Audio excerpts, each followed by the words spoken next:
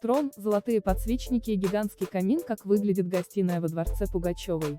72-летняя прославленная певица вместе с мужем, 45-летним шоуменом Максимом Галкиным, и двумя маленькими детьми Лизой и Гарри, давно живет в подмосковной деревне Грязь.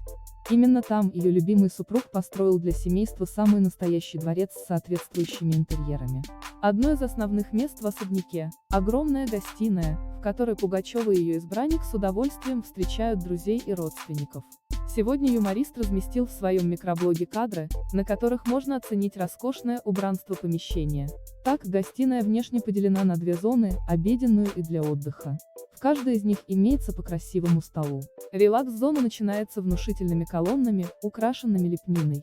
Здесь расположен камин, размер которого весьма превышает стандартный. А прямо у камина – кресло, расшитое настолько богато, что его смело можно назвать троном. Помимо этого, по всему пространству можно увидеть позолоченные подсвечники. Напомним, что ранее на камеру попала и спальня Аллы Борисовны. В комнате Пугачевой имеется белоснежная кровать и огромные иконы.